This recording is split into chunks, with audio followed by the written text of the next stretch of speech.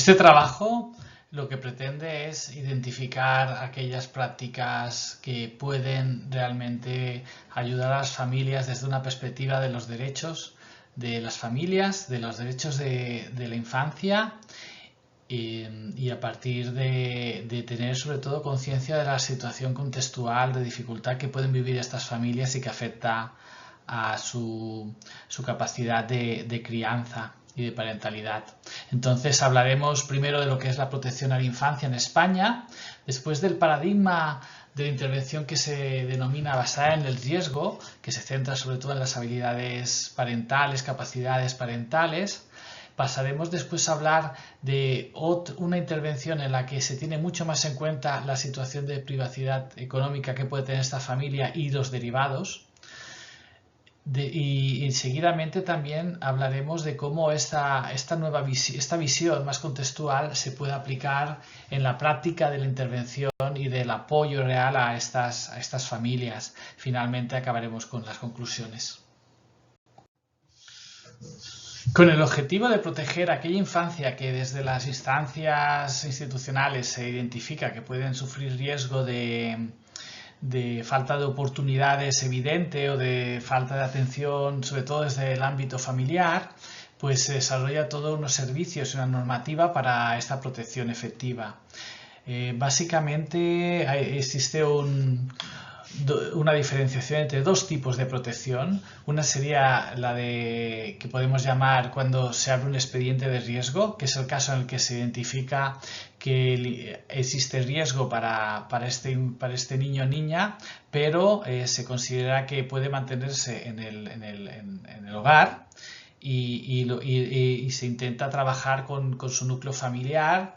que mejore la situación, que se reduzca este riesgo. Entonces aquí entran servicios sociales de atención primaria cuando los expedientes de riesgo son denominados bajo o moderados, o cuando ya la situación se considera más grave. Entonces en el expediente de riesgo grave entrarían los servicios especializados, que son los equipos de atención a la infancia y adolescencia, que trabajan con la familia de forma más intensa. Es aquí, en estos servicios sobre todo, en estos expedientes de riesgo, cuando nosotros ponemos la atención sobre qué se está valorando de esta familia, qué recursos existen para dar un apoyo efectivo en sus tareas parentales.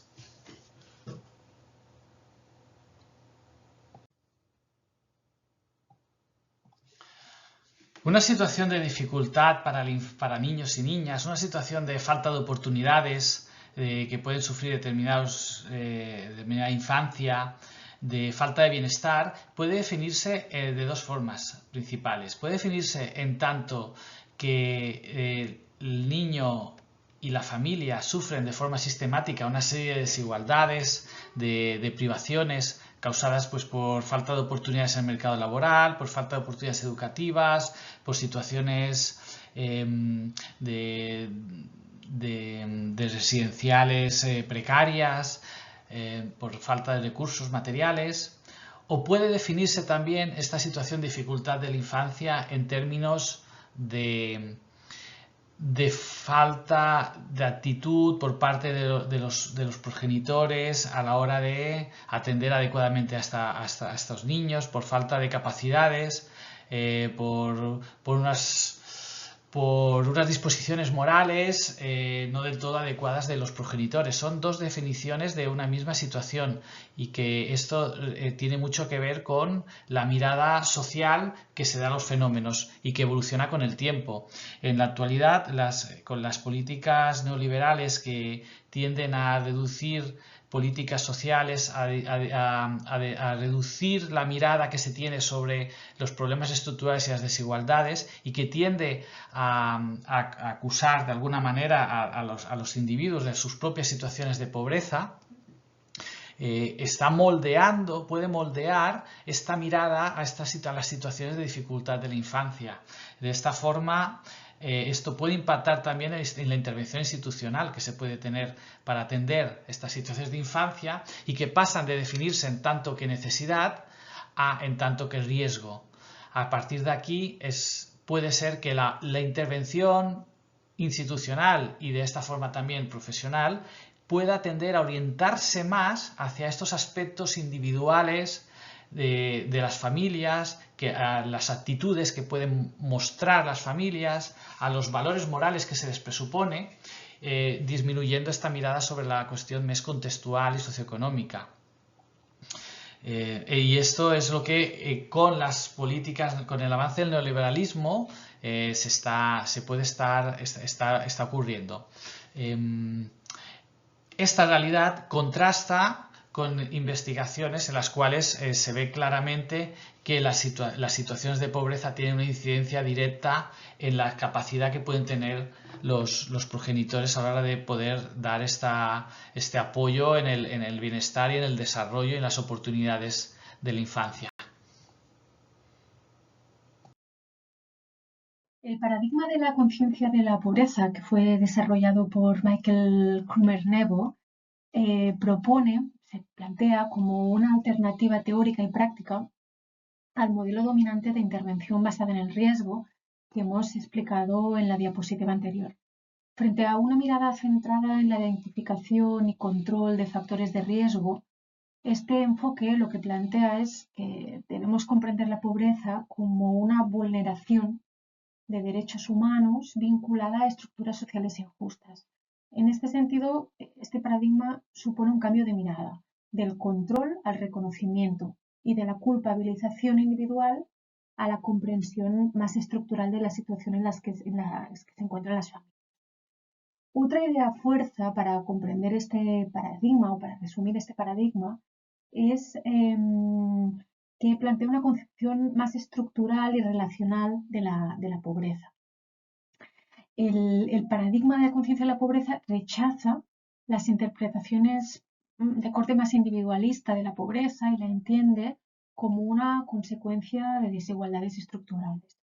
En el ámbito de la protección a la infancia, reconoce que la pobreza no es un simple contexto, sino un elemento constitutivo de la vida familiar que, ¿no?, en consecuencia afecta tanto a las condiciones materiales como el reconocimiento simbólico y emocional de estas familias. Este enfoque que planteamos permite visibilizar las experiencias de las familias desde una mirada de dignidad y de derechos.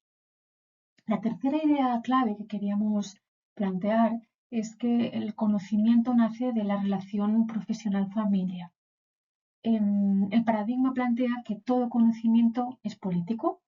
y que la comprensión de la pobreza debe construirse en diálogo con las personas afectadas. Propone, de hecho, un conocimiento basado en la relación, lo que en inglés se conoce como relationship-based knowledge, que otorgue validez a las narrativas de las familias y a la experiencia vivida.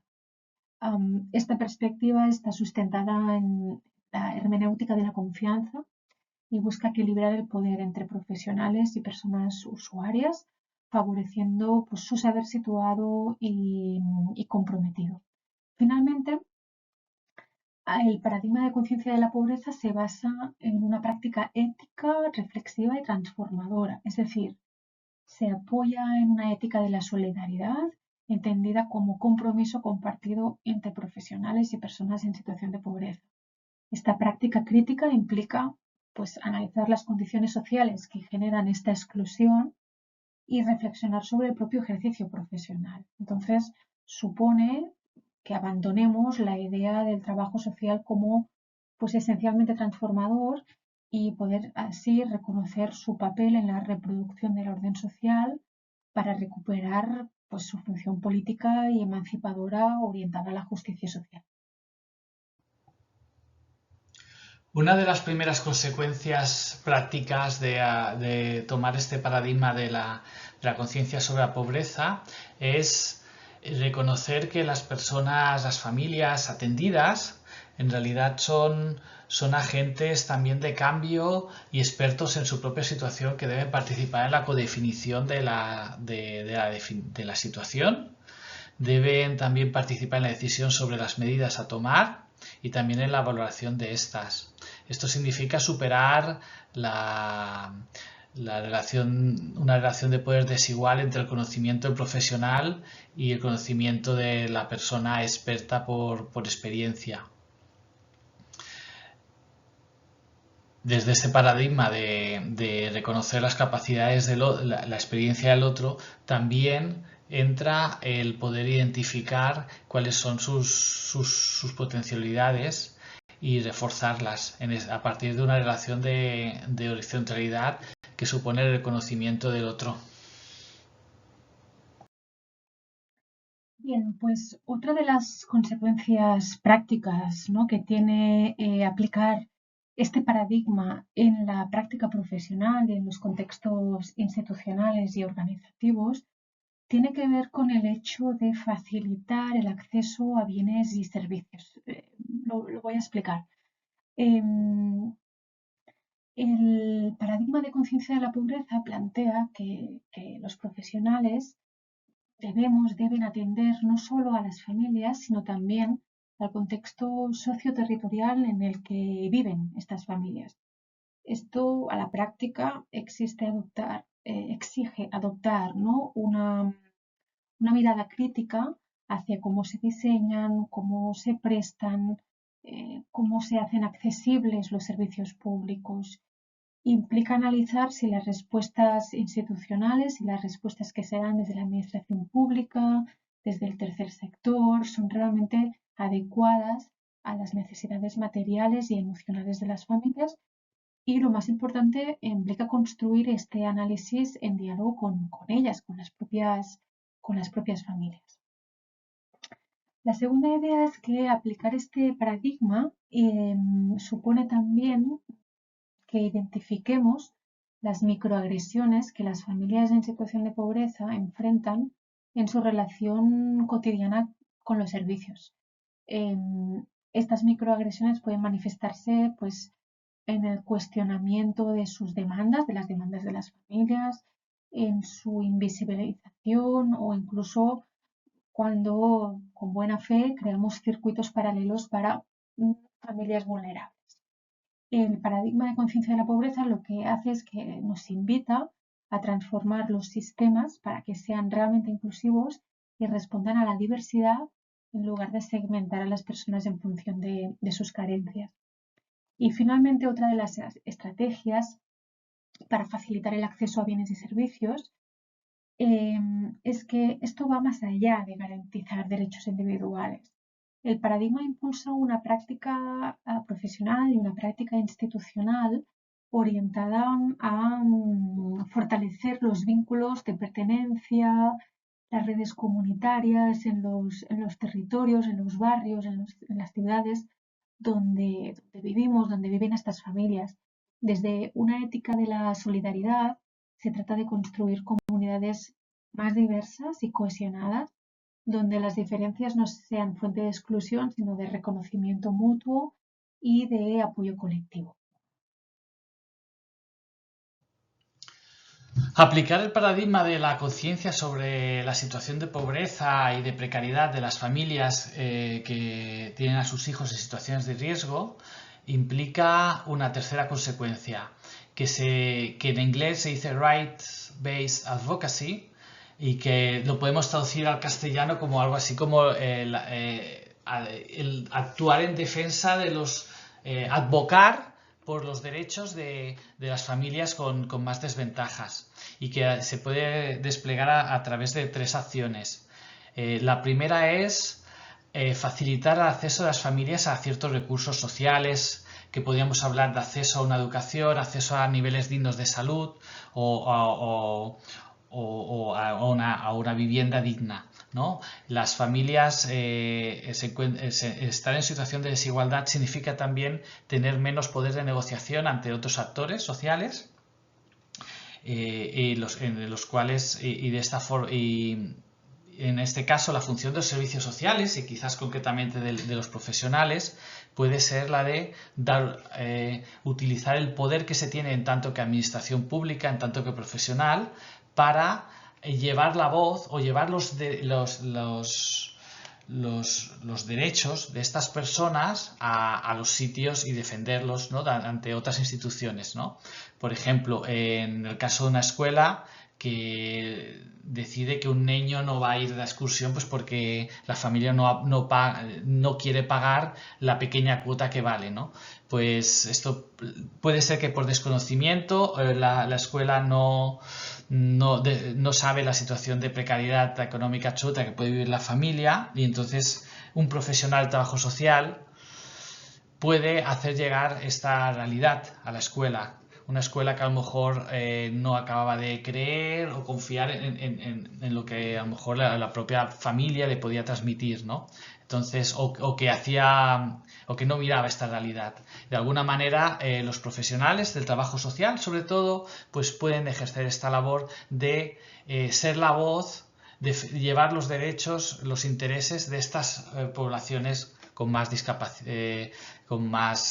menos capacidad de poder y de negociación.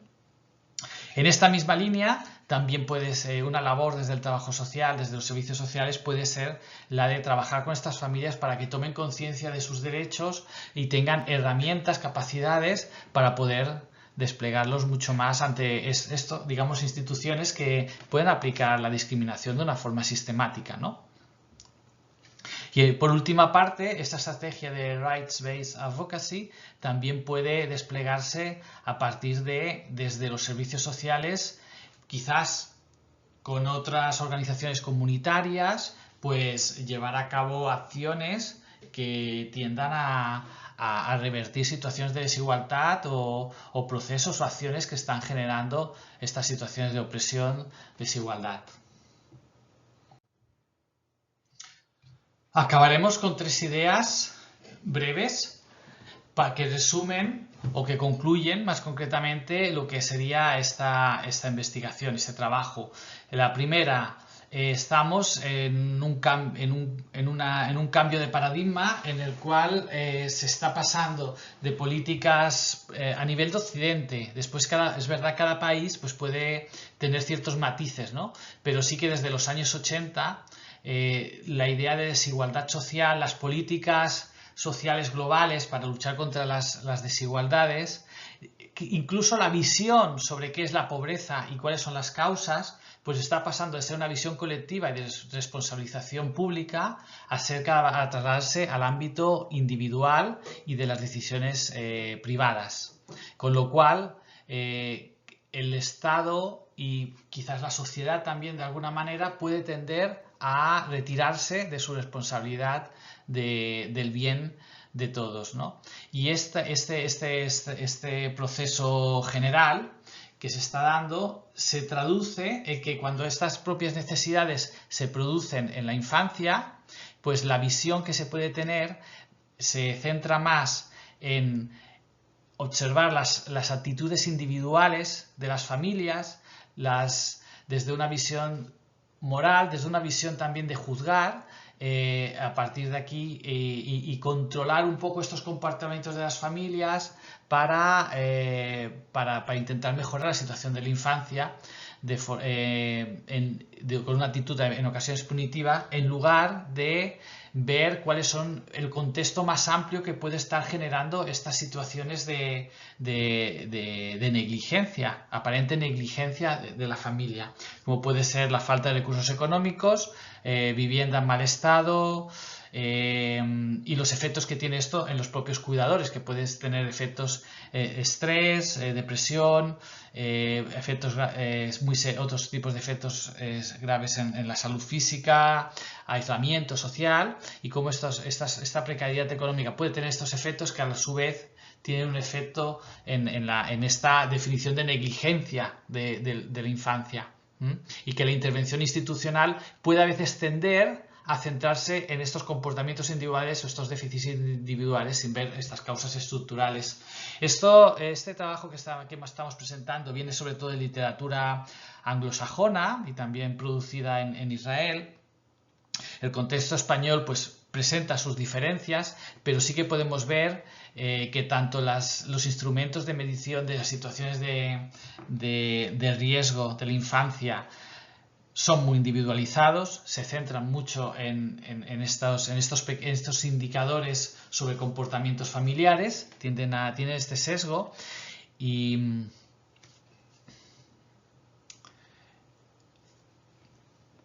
por otra parte, tenemos otro dato, tenemos algunos datos datos de ciudades, en los cuales vemos que aquellos barrios que tienen muchas más dificultades económicas también acaban teniendo muchos más situaciones, en términos proporcionales, de niños con expedientes de riesgo incluso situaciones de desamparo. Entonces, ante este contexto, nosotros abogamos porque la mirada de la situación contextual de las familias y de esas faltas de oportunidades o estas directas discriminaciones que pueden